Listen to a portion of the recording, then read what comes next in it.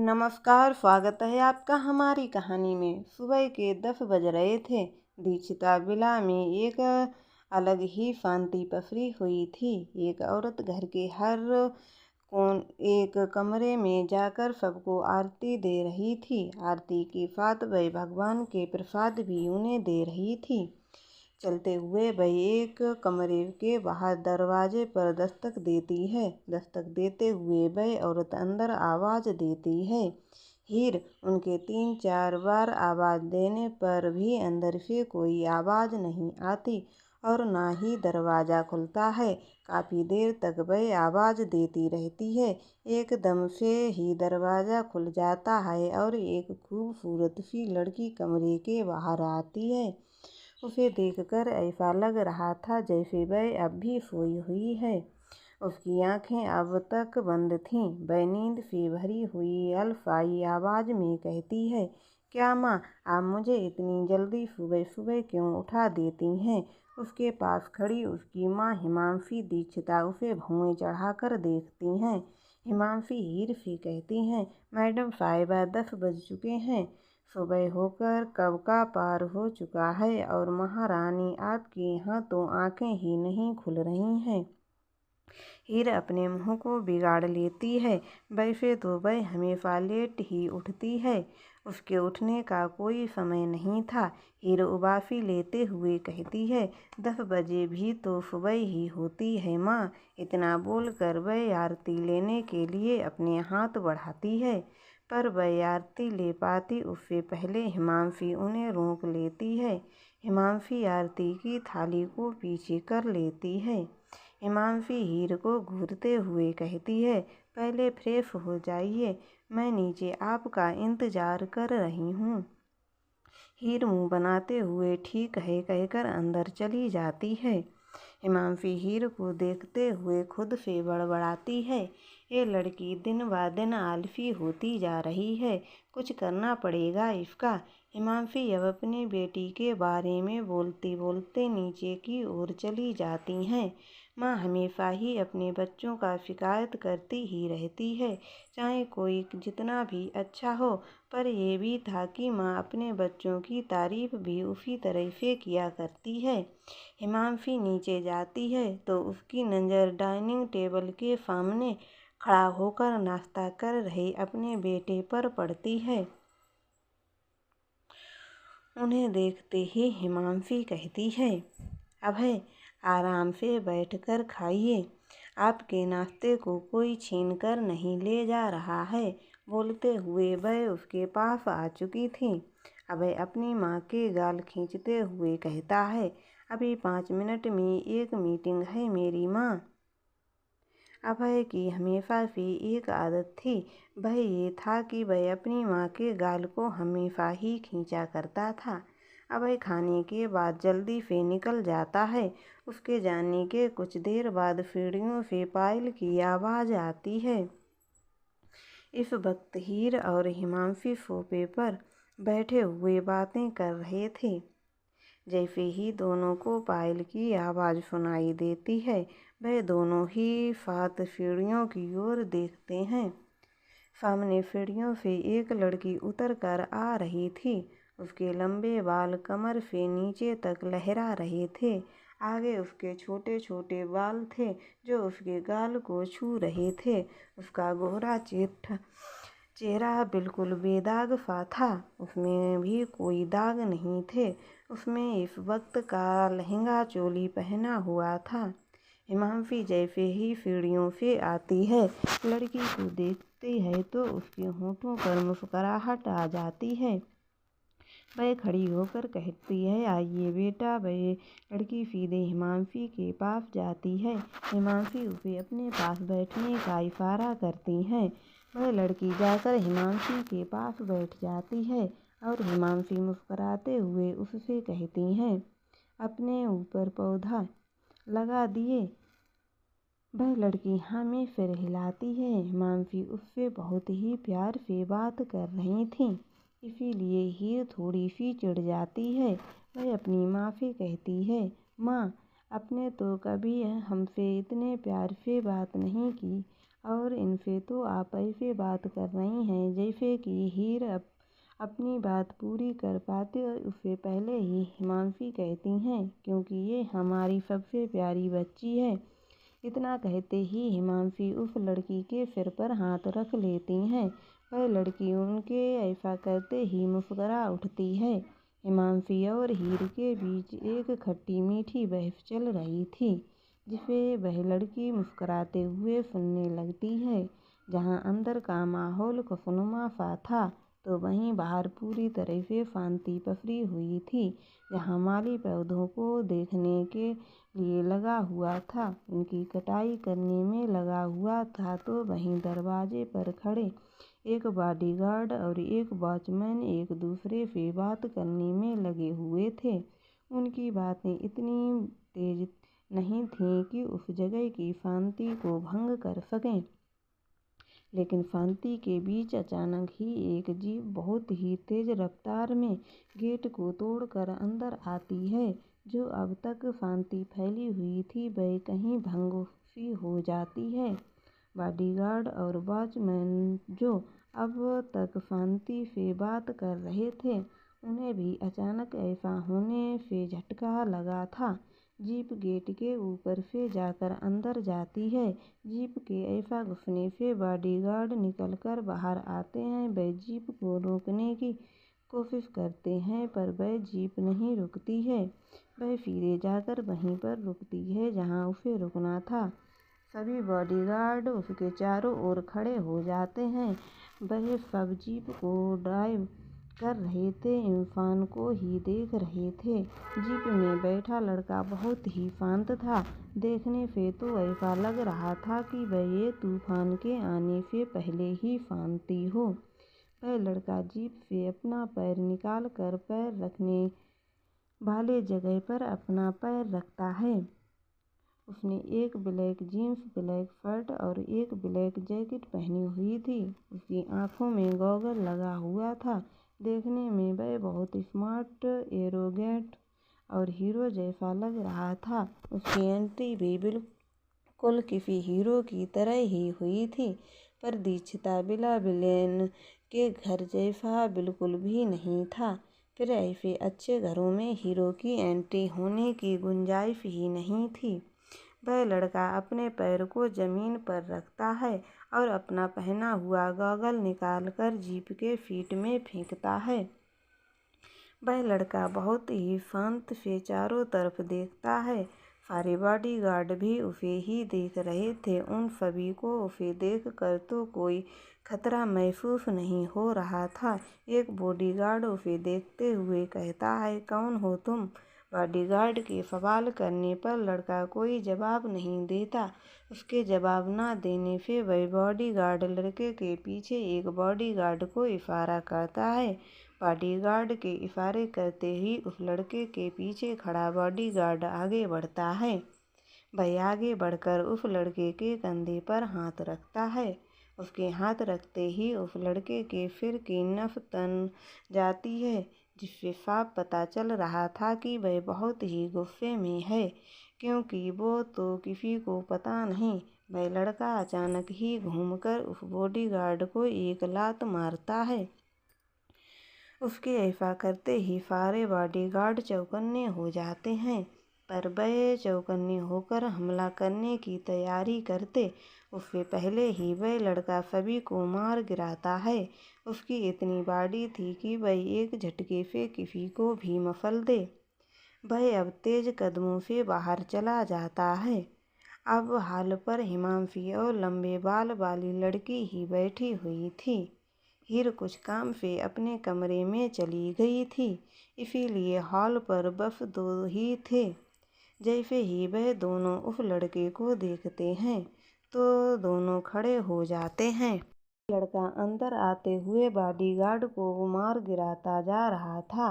हिमांशी उस लड़के को पहचानने की कोशिश कर रही थी, पर उसे याद नहीं आ रहा था कि उसके सामने खड़ा लड़का कौन है और वह क्यों सबको मार रहा है। हिमांशी चिल्लाते हुए उससे सवाल करती है, कौन हो तुम? वह लड़का सारे बॉडीगार्ड को मारते हुए उन दोनों की ओर बढ़ता है। वह उनके पास पहुंचते ही सामने रखा कांच का टेबल को उठाकर एक तरफ पटक देता है। हिमांशी डर से अपने कान पर हाथ रख लेती है। लड़का एक नज़र दोनों को देखता है, फिर अचानक से ही हिमांशी के पास खड़ी लड़की के हाथ को पकड़ लेता है। वह लड़का सीधा उसके हाथ को पकड़कर खींचते हुए उसने अपने साथ लेकर जाता है। वह लड़की अपने हाथ को छुड़ाने लगती है, पर वह उसके पकड़ इतनी ज़्यादा थी कि वह उससे अपने हाथ को छुड़ा नहीं पाती। हिमांशी उस लड़के को ऐसे अपने घर की लड़की को ले जाता हुआ देखकर एकदम से चिल्लाती है, ये तुम क्या कर रहे हो? उन्हें कहाँ लेकर जा रहे हो? हिमांशी बस उससे बोलती रह जाती है, लेकिन वह लड़का उनके सवालों का जवाब देना बिल्कुल भी ज़रूरी नहीं समझता। वह सीधे उस लड़की को खींचते हुए बाहर लेकर जाता है। हिमांशी की आवाज़ से हीर भी अपने कमरे से बाहर निकलती है। वह ऊपर से सब कुछ देखती है कि किस तरह से किसी लड़के ने भूचाल मचा दिया है। हीर भी जल्दी से सीढ़ियों से उतरते हुए हॉल पर आती है। उसे समझ नहीं आ रहा था कि ये क्या हो रहा है। हीर हिमांशी के पास जाकर पूछती है, क्या हुआ? वो कौन है? हिमांशी खुद बहुत परेशान थी कि वह कौन है और जवाब देती है, पता नहीं कौन है। हीर कन्फ्यूज्ड हो जाती है। हिमांशी अब उसके पीछे चली जाती है तो वहीं हीर भी उनके पीछे जाती है। जब तक वह दोनों बाहर पहुंचते हैं तब तक वह लड़का जबरदस्ती लड़की को जीप पर बैठ चुका था। उसने जीप पर उसके हाथ को हथकड़ी से बांध दिया था, जिससे वह लड़की चाहकर भी जीप से नीचे नहीं उतर पा रही थी। वह लड़की नाकाम कोशिश कर रही थी, पर उससे बिल्कुल भी नहीं हो पा रहा था। इसीलिए वह अब उम्मीद भरी नज़रों से ही हिमांशी और हीर को देखती है, ये सोचकर कि वह दोनों उसे लड़के के चंगुल से छुड़ा लेंगे, लेकिन ऐसा बिल्कुल भी नहीं हुआ। हिमांशी और हीरो दोनों दौड़ते हुए उनके पास आने की कोशिश तो करते हैं, लेकिन तब तक लड़के ने जीप स्टार्ट करके आगे की बढ़ा दी थी। हिमांशी और हीर जीप के पीछे जाती हैं, पर वह कुछ नहीं कर पाती। वह इतनी तेजी से दौड़ नहीं पाती थी। वह जीप वहाँ से निकलने के कगार पर ही थी कि तभी अभय की कार उसके सामने आकर रुक जाती है। वह लड़का एकदम से अपनी जीप रोकता है। उसके अचानक जीप रोकने से उस लड़की को झटका लगता है और उसके सिर पर हल्की सी चोट लग जाती है। अभय कार से बाहर निकलता है। उसे इन सब की बिल्कुल भी खबर नहीं थी।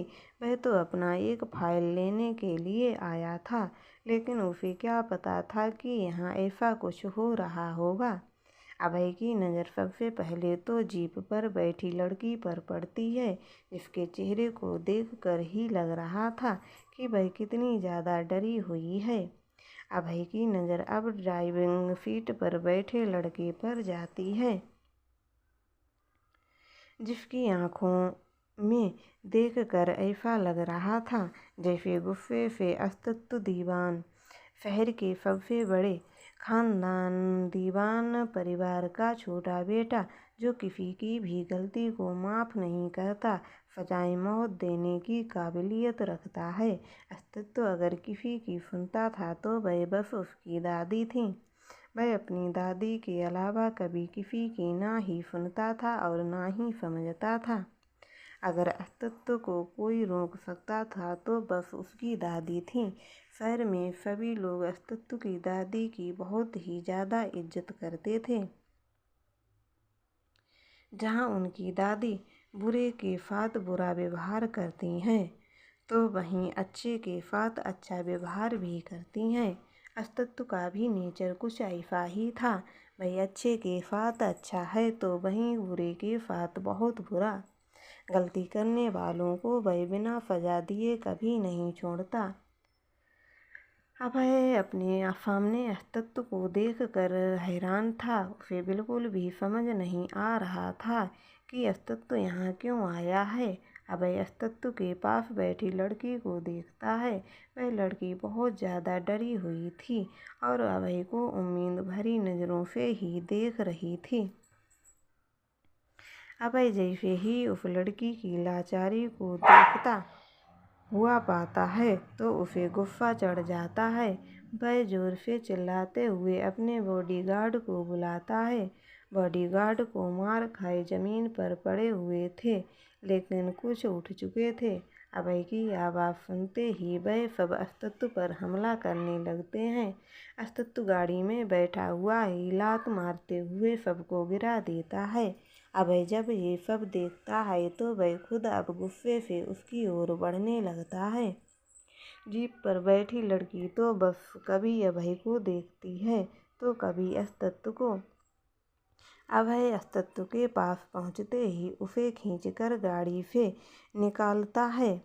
अस्तित्व जमीन पर गिर जाता है। अभय को इतना तो समझ आ चुका था कि अस्तित्व उस लड़की को उठाकर ले जा रहा था, पर क्यों, ये किसी को नहीं पता था। हिमांशी और हीर भी दौड़ते हुए उनकी ओर आ रहे थे, लेकिन हिमांशी जैसे ही जीप पर लगी निशान को देखती है तो उसके कदम वहीं ठहर जाते हैं। हिमांशी की आंखें एकदम से डर से फैल जाती हैं। हिमांशी अभय को देखती है जो अस्तित्व के हाथों अब मार खा रहा था। वह कभी अस्तित्व को मारता तो कभी अस्तित्व अभय को मारता। जैसे ही अभय अस्तित्व पर हाथ उठाता तो हिमांशी अंदर से डर जाती, क्योंकि अस्तित्व दीवान को छूना मतलब मौत के घाट उतरना। अस्तित्व से उसकी दादी बहुत प्यार करती थी। अस्तित्व को एक भी खरोंच आती तो वह उस इंसान को जिंदा नहीं छोड़ती। जितना उसकी दादी का प्रकोप था उतना ही अस्तित्व का। इसके बारे में अभय भी जरा भी अंदाज़ा नहीं था। अभय अमेरिका से पढ़ाई करके कुछ दिन पहले ही आया था, इसीलिए उसे भी जरा भी अंदाज़ा नहीं था कि अस्तित्व की पावर का यहाँ क्या। वह सिर्फ उसके नाम को जानता था, उसकी पावर से वह पूरी तरह से अनजान था। अस्तित्व अचानक से ही अभय को उठाकर नीचे पटक देता है। हिमांशी की डर से चीख निकल जाती है। अभय अस्तित्व पर एक नज़र हिमांशी को देखता है, फिर अभय को छोड़कर फिर एक बार अपनी जीप में बैठ जाता है। उसके पास बैठी लड़की उसे अपने पास बैठा देखते डर से कांप जाती है। उसने ऐसी मारपीट कहीं नहीं देखी थी। अस्तित्व बिना उस लड़की को देखे अपनी जीप को स्टार्ट करता है। अस्तित्व अपनी जीप को अब बिना किसी परवाह के आगे बढ़ा देता है।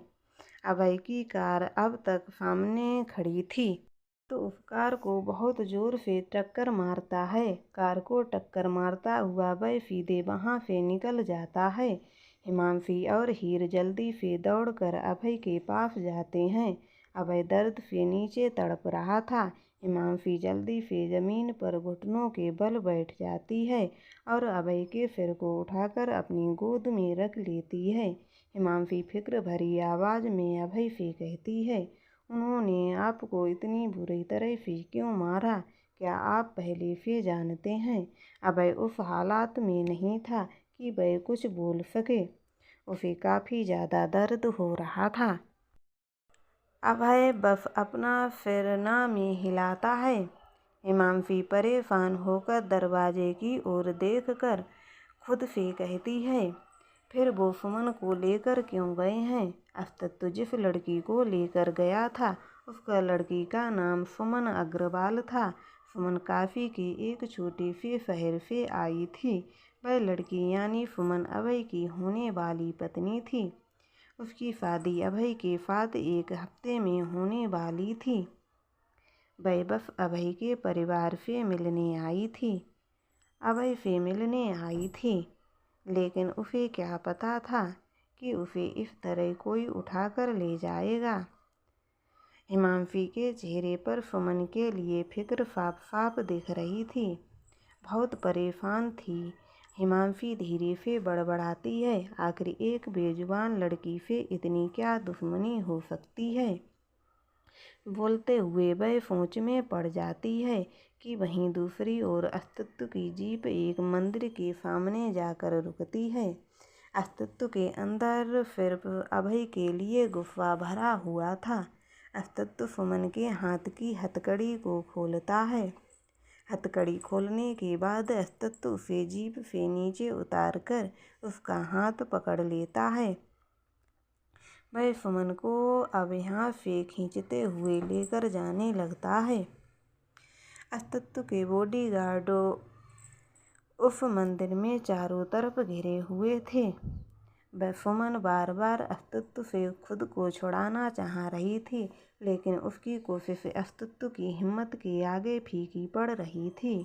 सुमन चिल्लाना चाहती थी, चिल्ला चिल्ला कर वह लोगों को बुलाना चाहती थी, लेकिन वह चिल्ला भी तो नहीं सकती थी, वह बोल भी नहीं सकती थी कि कोई उसकी आवाज़ नहीं थी जो मुँह से निकलकर लोगों तक पहुँच सके। मंदिर में आए लोग भी सुमन को देख रहे थे, लेकिन अस्तित्व को देखकर उनके कदम पीछे होते जा रहे थे। किसी की भी हिम्मत नहीं हो रही थी कि अस्तित्व दीवान के आगे खड़ा होकर उसे रोक सके। अस्तित्व सुमन को लेकर मंदिर के अंदर जाता है और सुमन को मंडप पर जबरदस्ती बिठाकर पंडित जी से कहता है, पंडित जी शादी की रस्में शुरू कीजिए।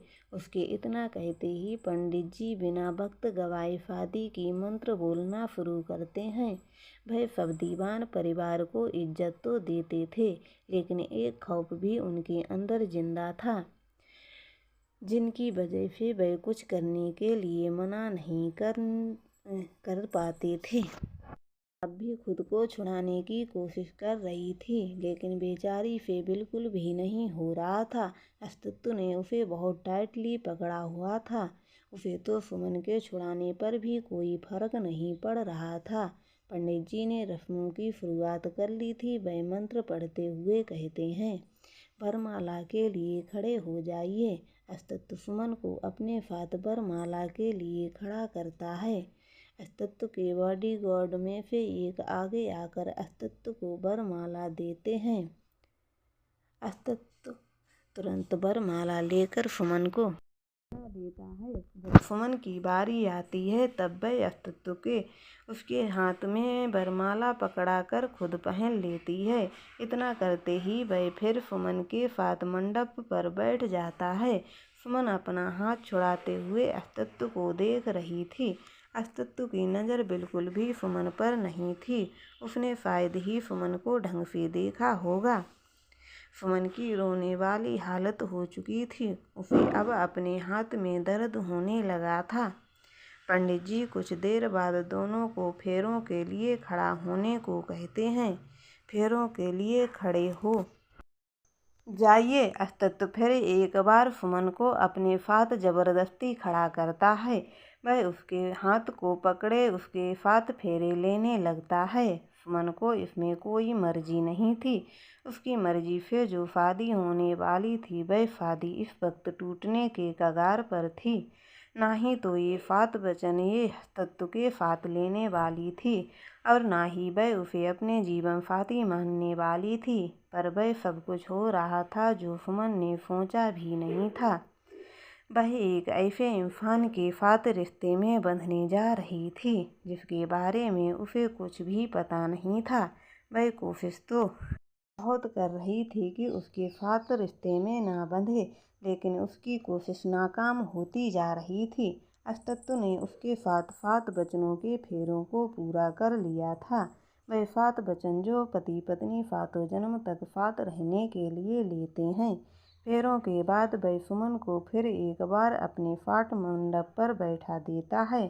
पंडित जी अब अस्तित्व की ओर मंगलसूत्र बढ़ाते हुए कहते हैं, वधू को मंगलसूत्र पहनाइए। अस्तित्व अपने हाथ में मंगलसूत्र को ले लेता है। अस्तित्व सुमन को पहनाने ही वाला था, तभी अचानक ही सुमन उसका हाथ पकड़ लेती है। अस्तित्व सुमन को देखता है। अब जाकर अस्तित्व सुमन को देख पा रहा था। सुमन का चेहरा सा मासूम सा चेहरा, उसका गोरा बदन, उसकी छोटी सी नाक और उसके रसीले होंठ जो कब से कुछ कहने की कोशिश कर रहे थे। सुमन की बड़ी बड़ी पलकें बार बार झपकती जा रही थी। उसके आंखों में हल्की सी नमी थी। वह पूरी तरह एक छोटी मासूम बच्ची जैसी थी जिसे दुनियादारी की कोई खबर नहीं थी। अस्तित्व सुमन के आंखों में एक पल के लिए खो जाता है।